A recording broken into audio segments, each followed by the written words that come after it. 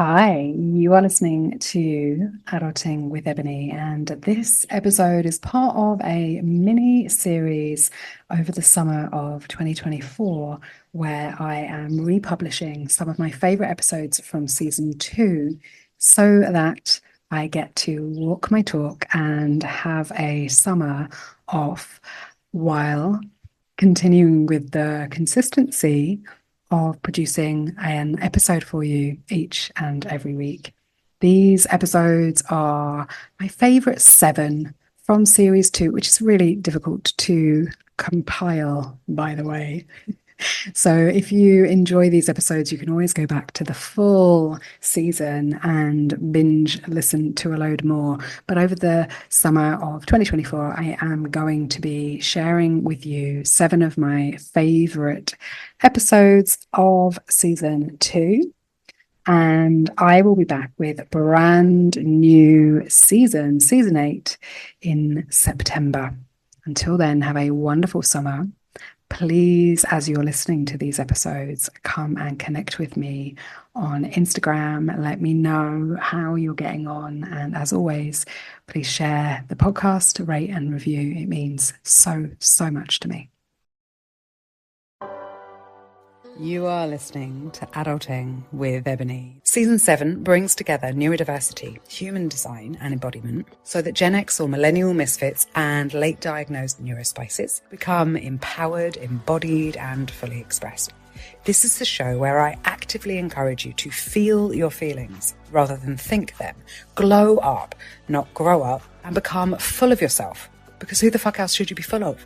Each week, I have real and raw conversations about what it takes to be fully resourced and have happy, healthy, intimate relationships as a dopamine-deficient adult wanting to create a better future by being the change that you want to see in the world. I am your host, Ebony Allard, aka Ebony Alchemy, a late diagnosed ADHDer, combined type and Asperger's in case you like specifics, artist, mystic, and self-actualization facilitator. I'm an international award-winning multiple brain integration technique master coach with special interest in embodied human design for neurodivergence. I've been in the personal development, creativity, and entrepreneurship spaces all of my life. And as a 5'2" emotional manifesting generator with a left angle cross of distraction, I am here to help you know what to trust and what to tune out. Each week, I share relatable, practical ways that mean you get to take less responsibility for more reward and safely remove your camouflage for more belonging, acceptance, and fulfillment. Ready? Let's go.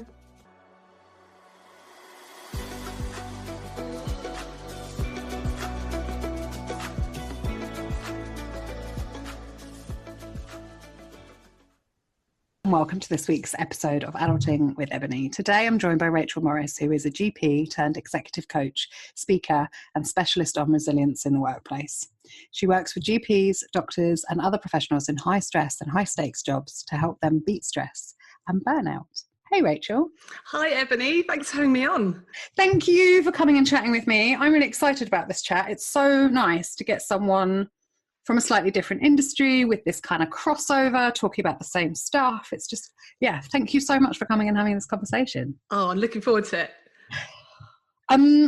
What does adulting mean to you? Oh, that's such a good question. I've been thinking about it for ages. For me, adulting is recognizing when I'm in victim mode and being able to get myself out of it. I love that, because the recognition part is such a big deal. And like, because it kind of almost is those two parts, right? Like, first of all, stage one, like recognizing we're in victim mode. And then stage two, being able to get yourself out of it isn't necessarily something that we're taught. No, it's amazing. We're not taught it anywhere. And, I work a lot with doctors, and we're certainly not taught it at medical school. We're not taught much about self-awareness and our own emotions. We're taught a bit about communication skills and perhaps recognizing when other people are angry, but not really much for ourselves. And for me, self-awareness is just key to everything, really.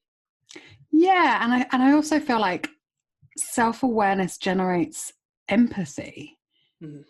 Because if you've never experienced what someone is displaying in front of you, it is very difficult to find a level of empathy for them. You might have sympathy for them, but even then, sympathy is difficult to locate if you have never experienced or you can't relate to what the other person is experiencing. So if we've got a greater sense of self-awareness and we can really tap into what is going on inside us, then it's not this weird self-indulgent selfish thing. Like, actually it helps us be a better relational human as well.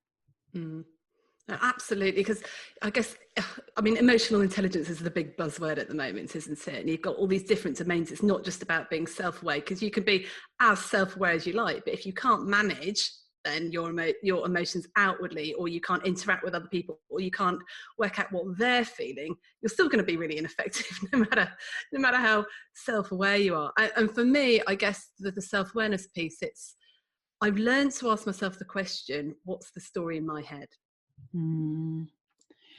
I love that. And I'm interested so you spoke about emotions then quite articulately and like emotional intelligence being part of this.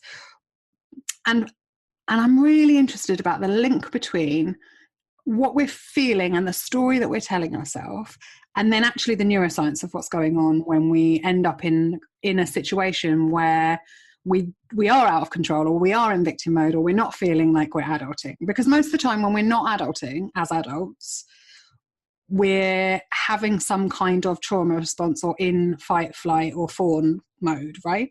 Yeah, absolutely.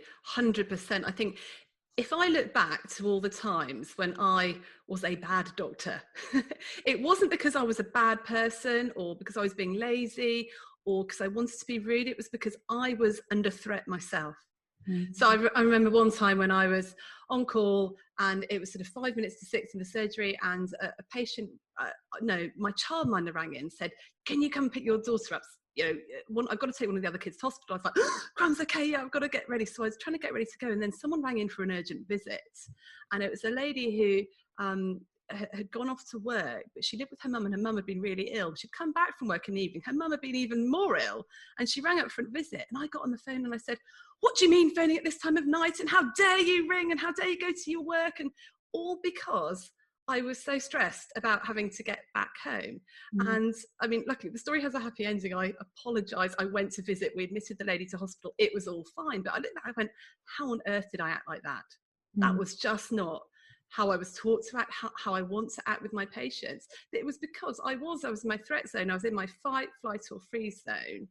And when we're in that situation, our thinking just becomes so black and white, and we're in protective mode, self-protective mode, aren't we? And we can't think creatively, and we can't think outside of the box, and we can't show empathy to other people.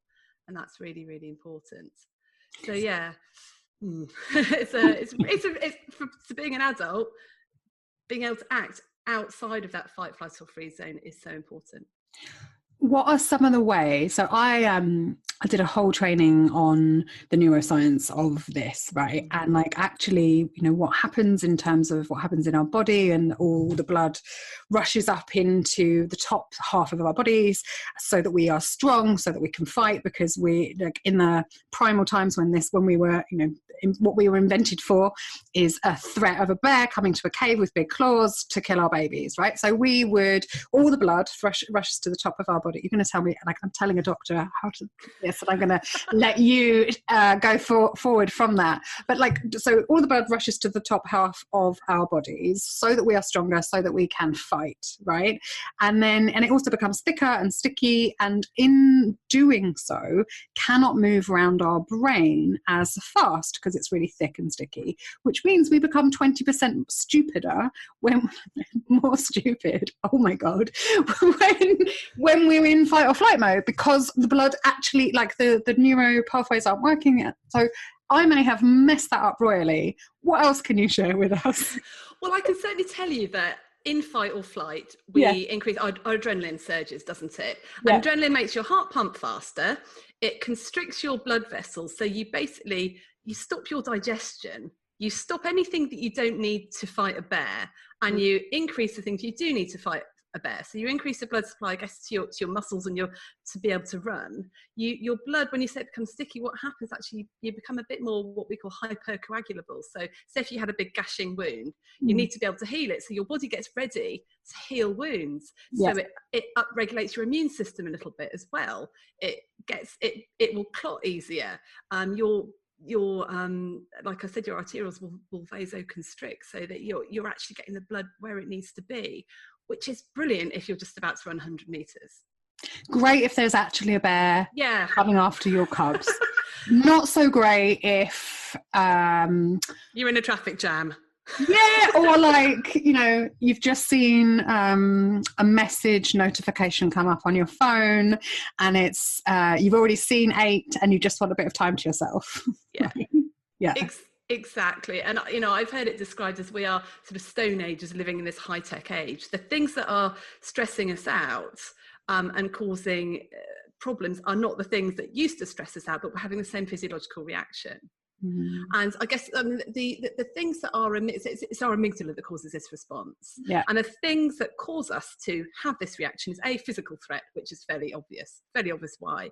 A hierarchical threat. So, you know, when you were living in caves, if the alpha male was threatening you, you would feel that as a hierarchical threat. But the other threat that we had when we were living in caves was the group threat. So the threat of the group not liking us, because if you were in a group in a cave and the group kicked you out, then you would probably either die of exposure or be eaten by a bear, or both.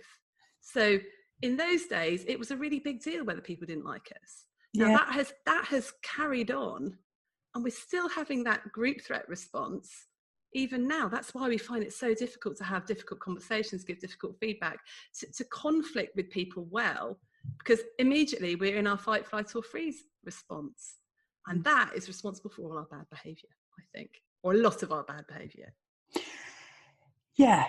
And it's, for me, it's not bad behaviour, it's immature behaviour, right? Because actually that maturity is being able, because, you know, it's why people like Wim Hof are so great, because they're teaching us how to self-regulate our bodies, right? Like the more meditation you do, the more balanced breathing you do, the more we can recognize, oh, look, because I personally now can tell when my whole body goes into that zone, right? Like I can feel it and I'm like, okay, breathe, you know, and we learn these tools, and they're not just platitudes. They're actually tools that are going to change the physiology that's going on in your body. And I think that's so important for people to understand.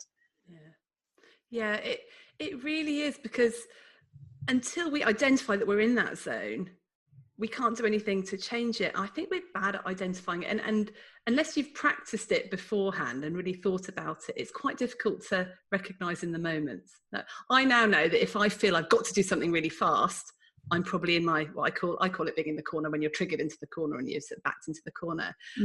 Or if I feel, if my heart's pumping, or I feel really hot, or I just feel a rage, the red rage come upon me, that's when I know I'm there. But other people feel it as just a very cool calmness. Or some people feel a bit tearful, or, you know, there's all different ways. It's different for everybody. I think that's so good for people to like, so I talk about the manual of me, and I talk about getting clear on what your signals are. Like, what do those signals mean? Is it when your neck goes red and your ears prickle and you want to cry for no reason and your voice feels like it's going to crack? Like, I also call it having a, you know, $1,000 reaction to a $10 problem, right? Like if someone asks you for something and you're like, no, okay, sorry. You know, like, ooh, what's gone on there? Okay, that wasn't a rational, like, that wasn't a reasonable response. What is actually going on? I think so. It's so important, and I think the problem is with today's living and stress is that we have lots of these little mini triggers throughout the day, and we end up being in just a heightened response all the time. And I know there are some people, I mean, it's really bad for GPs at the moment. They're completely overworked. They've got far too much to do. And I think a lot of them are doing their whole day in fight or flight zone, just trying to get through the patients. And, you know, and if they start running late, they've got this story in the head going around of, I'm running late, all the patients are going to hate me, they're going to think I'm a bad doctor, blah, blah, blah. So that makes them even later, because they can't think straight in their fight or freeze zones. And then the patients pick up on that and they react to it. And you know, it just... Okay, so some steps that we can help people with. The first one being, like, as just as you said right at the beginning in your intro, recognizing that you're in victim mode, or recognizing that you're in fight, flight, freeze. And I like to add in fawn, because I have a lot of people pleasing, and fawn is the kind of mend or attend response, which a lot of us do, which is like, my needs go out the window and I will please you. It's where that kind of I mean, you must have seen it. So people who just, instead of, you know, fighting, flighting, like the freezing, fleeing, we've got that fawn, which is that mend or attend, which is like, you know, absolute people pleasing ends up in codependent behavior. And often codependent behavior is a trauma response. And that's where I'll work with people from it, of like, actually, how can we recognize the signs that you are in a trauma response, right? Like, you're in a place of like, I'll do whatever, because it's that Bambi-eyed, like, it's fear, right? Like, it's fear in our bodies.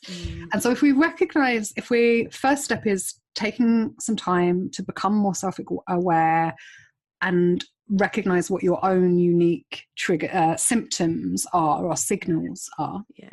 And then what are some ways that we can bring ourselves back to neutral, or bring us, like, just get into a place of abundance and operating again?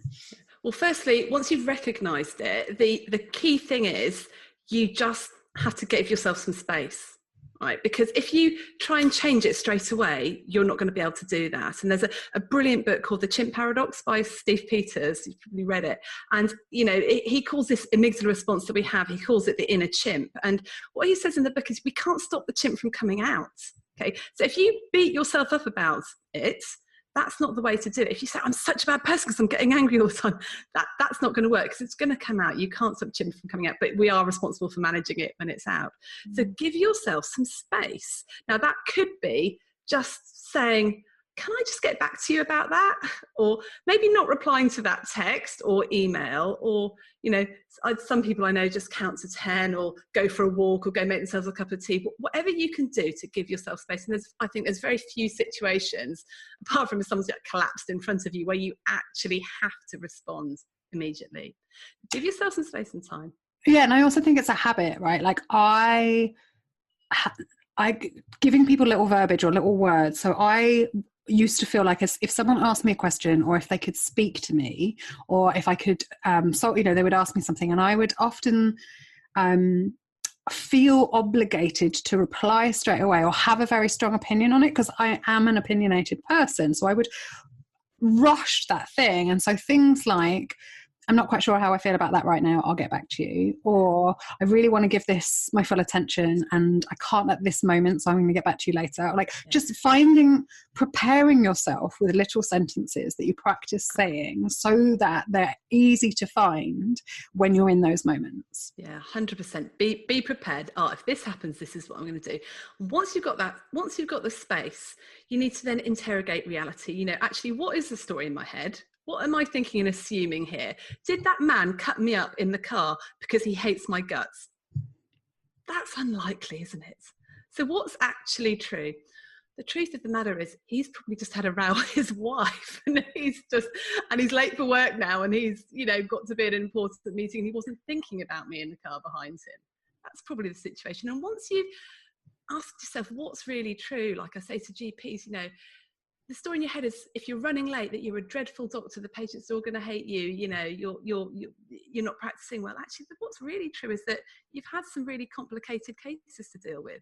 You've been a kind and empathetic doctor.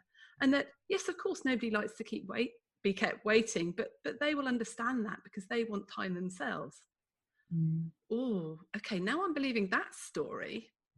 Well, I'm suddenly not in the corner anymore. I'm suddenly out of the zone. Yeah. And if you can take the time and space to think what's the story in my head and what's really true, then you're halfway there. And I find sometimes talking to someone about it can be helpful as well. Just phone a friend, phone someone, sensible, who can go, Rachel, you're really overreacting. This is probably what's going on.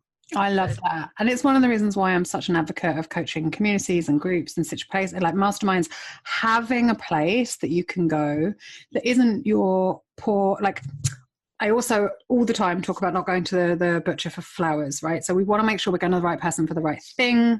And very often it's very, very long-suffering partners that get everything about people's businesses or everything about work and everything about this or one particular friend. And so, and I'm really glad that you have someone who will listen. And at the same time, potentially there's an opportunity to grow the network of people that you share those things with.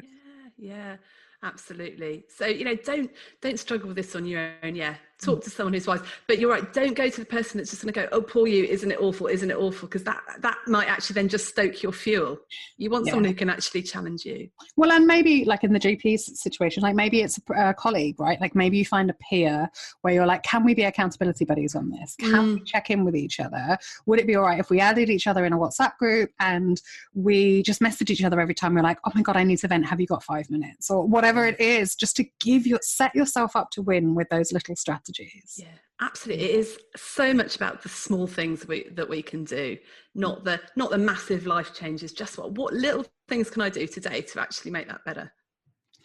Okay. Is there anything else that you want to share with people if they're experiencing what we've talked about today around fight or flight mode or freezing or fawning, particularly in modern day threat situations? I think we need to remember that this group threat situation is real.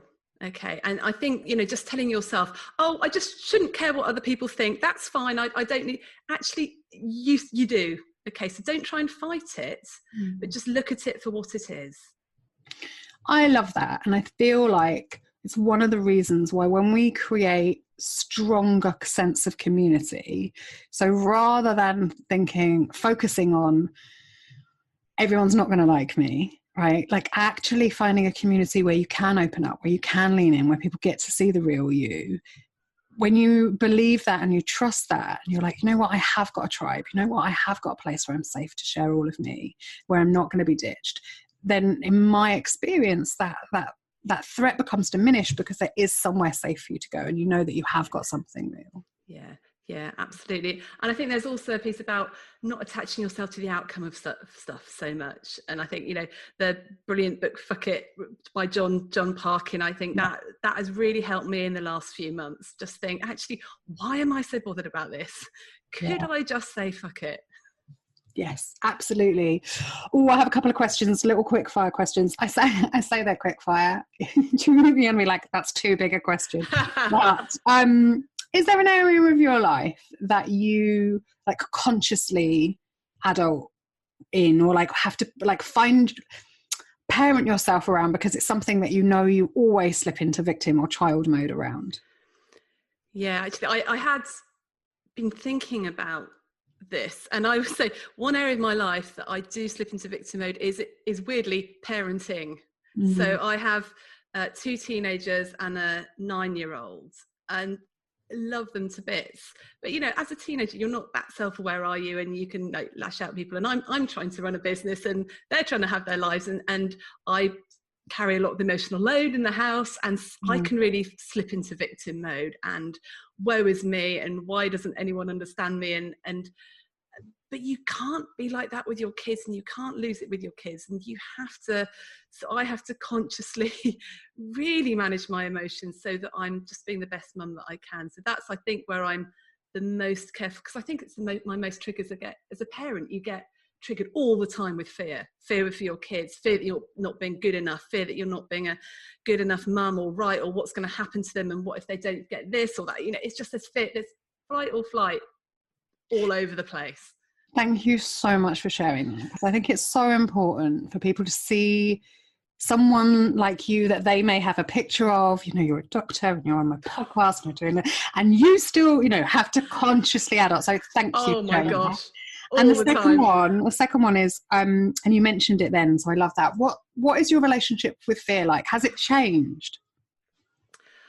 I think it has changed. People would say to me, oh, Rachel, you're quite courageous because you get out and do new stuff all the time. And yes, I do new stuff, but I'm really scared about other things. I think everybody has their own particular fear. And I guess, I don't know, I fear being cruel to people or hurting people's feelings. I really fear that. And I think that holds me back from having the honest conversations that I need to have sometimes with people. Yeah, I'm still working on that. You and me both. And I think it's I know it's an ongoing journey, right? Because there's always going to be deeper layers with that. And our relationship with fear is not one that we can or should ever willingly want to abandon. Like, fear is really important. And I talk a lot about making friends with fear because it tells you that you're learning and growing. No, I 100% agree. We are safe because our amygdalas have kept us safe until now. So actually our threat system has helped us. It's just a bit overactive. Yeah, it is right now. It is just a little bit, it gets to adapt and we get to help it adapt and know what's appropriate. Absolutely. My last little thing, will you end on I'm an adult but with me? Yes, I'm an adult, Ebony, but I am still stupidly, overly concerned about my appearance. And I stupidly let it affect how my confidence. Yeah. Weird. It's weird, but I was talking about this with a friend yesterday. We grew up, like, the world has changed. There are some positives, there are some negatives. The world has changed quite a lot since when we were kids. I was a teenager in the early 90s when it was essentially magazines on magazines on magazines of people who were so skinny they looked dead, right? Like, heroin chic was a thing. And when you are brainwashed with it for like 20 years of your life, however clever you are, however informed you are, however much you know it's utter rubbish, it is very, very difficult to choose to override that on a daily basis. So I am with you, and it's something I practice every day. Yeah, absolutely. Some days are better than others, but work in progress. Yes, I am an adult, but I am going to carry on the theme. Like, I wish I could be the girl in a Little Miss Sunshine and just wear my swimming costume and hold my belly out and look at myself in the mirror and feel proud. And like we just said, I'm really working on it. Brilliant. Yeah. If people want to find out more about you, come and listen to your podcast. Where's the best place for them to do that? So, well, you can subscribe to my podcast, which is called You Are Not a Frog, and that is on iTunes and all places where you can get podcasts, on Spotify and on Android platforms as well. They can find out more about my work at shapestoolkit.com. And they can contact me at rachel@wildmonday.co.uk. And I'm also on Twitter at Dr. Rachel Morris, and on LinkedIn, it's just Dr. Rachel Morris, all over the place, Dr. Rachel Morris. We will put all of those links in so they're easy and clickable for people, and people can come find you. Thank you so much for your time and for talking to me today. This has been Adulting with Ebony. I've been Ebony, you've been great. Thank you so much for all of your support. Please keep listening, liking, rating and sharing so that more people can enjoy and engage with us. Go to www.ebonyhour.com/welcome for more, and I will see you next time.